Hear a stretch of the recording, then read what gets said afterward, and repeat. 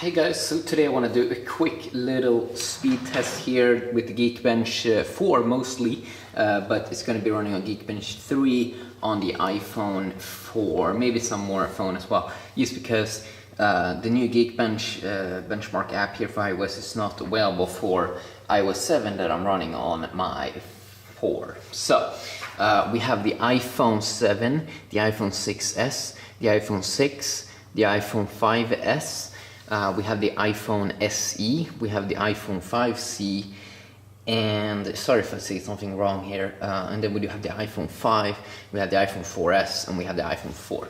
There are more iPhones as well available that I don't use in this video. Let's see, let's fire up here. So I'll fire up Geekbench here, Geekbench or Geekbench 3 here because I can't run the new one, Geekbench 4, Geekbench, and we're gonna see here how they perform. There we go, and there we go. Okay, so let's see. First of all, 500 megabytes here. iOS 7, 800 megahertz, 800 megahertz here, but it's dual-core 4S. iPhone 5, as it says, A6, 1.3 gigahertz clock, 1 gigabyte of RAM, 1 gigabyte of RAM here as well. 5C, SE. 2 gigabytes of RAM here, ramping it up here a lot. Wow, does this one have 2 gigabytes but the iPhone 5? Wow, didn't know that the iPhone SE has 1 gigabyte more RAM there. And then again, 1 gigabyte of RAM going down on the iPhone 5S. 1.3 gigahertz clock, 5S. And this one also running iOS 9 can be good to know. This one 9.2.1 iOS 7. 1 gigabyte of RAM here again on the iPhone 6. Very interesting. And the iPhone 6s here running on same amounts of RAM. Yes. Oh yeah, the iPhone SE was like a mini version of the iPhone 6s. Sorry, I did forget about that. And yeah, not an iPhone 5 copycat. That can be good to know. 2 gigabytes of RAM here, iPhone 7. Okay, let's do this. So run processor benchmark. Run. And I'm gonna give a head start to the slowest boy here, which is the iPhone 4, which only has a single core processor. And then I think all of them others should have just dual core. I don't think the Apple has gone to that's quad core. So as you can see, the new app has a new little bit of a background. It's my first test actually running it here. Running AES and then JPEG. It runs a little bit of different things here on all of them. SQLite, HTML5 parse, running Canny, Lua, AES, CSS on the iPhone 4S.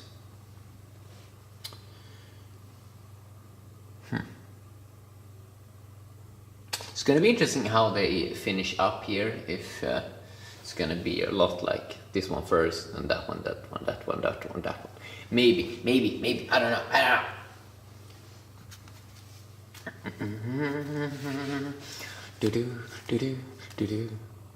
Look, here we do have a cool phone.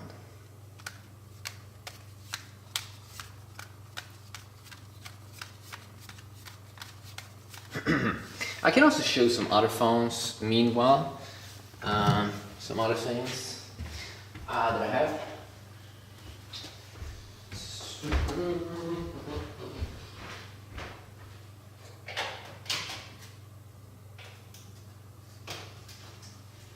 So there are some other phones I'm not using in this video.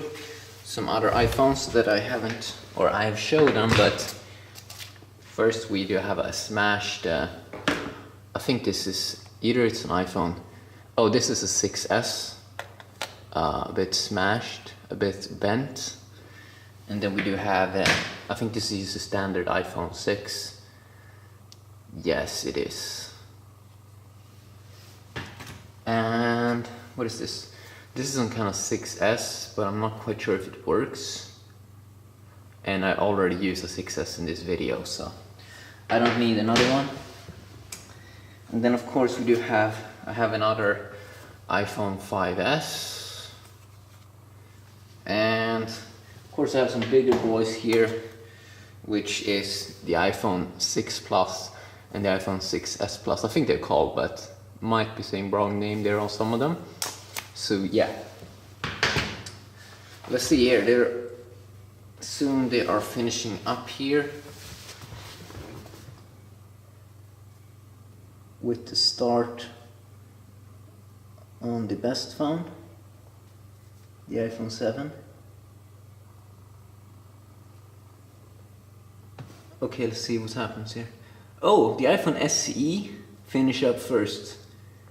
2500 single core, 4296 in multi-core score. Huh. And then the iPhone 6s comes in here, 2516, 4000. The iPhone 6s is a little bit higher on the single core, but not on dual core or multi-core score. That's interesting. Huh.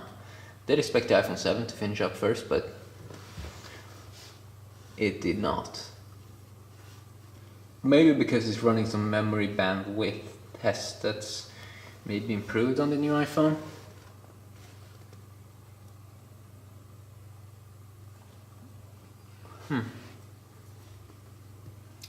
That is a little interesting. What is going on with that iPhone 7? I mean, I've been having mixing results with the iPhone 7. Okay, there we go. Okay, there we go.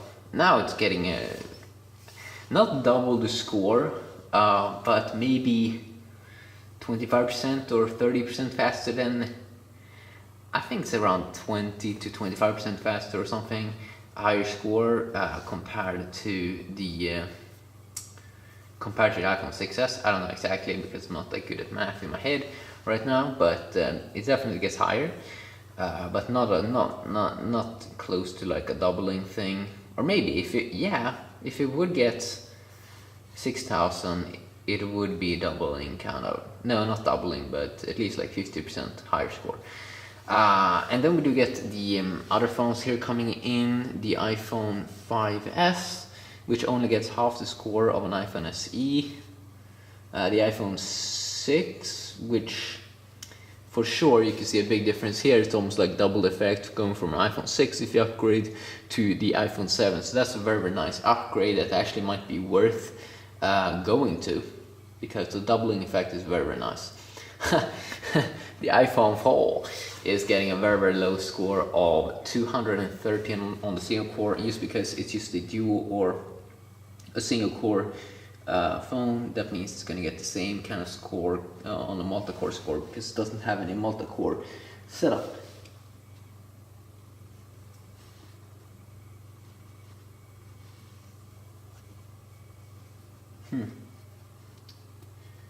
And then we are waiting for the iPhone 5 setups. Yeah, the iPhone 5C have the same kind of setup as the iPhone 5, I'm pretty sure.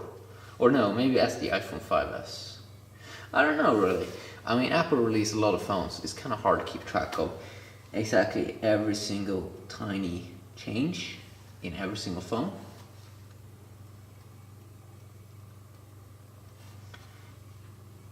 But it's interesting that the iPhone 4 finished up first before the iPhone 4S, but it can be probably because it's running on Geekbench 3, which probably is a less heavy test. But you can really see how the newer iPhones here are so much quicker than the iPhones over here. I mean, it really is impressive difference.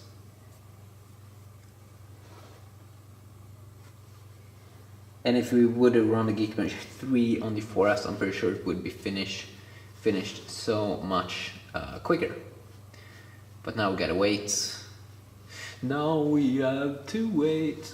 And I like to not do a time lapse here, because I want people to really like get a feel of the speed difference, because it truly is a large difference. I mean, the iPhone 5 here, the iPhone 5 is 3 times faster usually than an iPhone 4S. I mean, Apple really did a nice little upgrade there between these two phones. So that's why I kind of had to wait here for the iPhone 4S. So the score is now on the iPhone 5, and you can see that like the newer iPhone 7 is maybe 5 times faster there.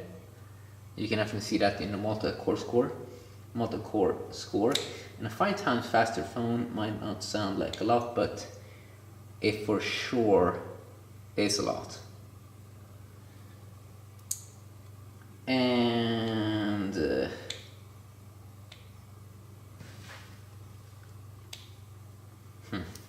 this is gonna take a long time. I see that the iPhone 4S is slow today. I mean, it's not a little slow, it's like very slow. So you can really see how the evolution is impressive, because this must mean that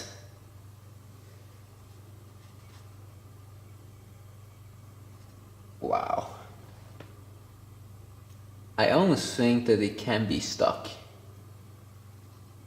No, now it's going to another test area there, the iPhone 4S. But it's taking a long time. It's taking a crazy long time. I almost think that we need to run the other test instead, because that's just crazy long time. Or no, I'm gonna let it do its thing, because that's what a real reviewer is doing. But wow, that is a slow phone.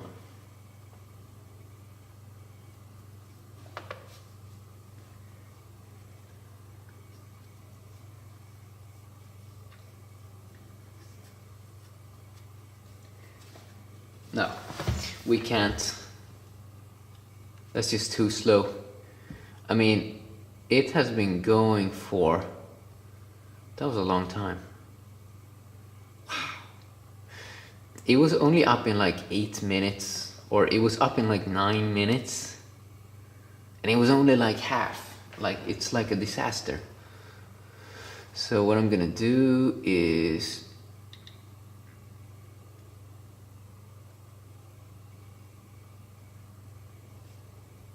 oh wow, they have deleted the old app. Oh wow.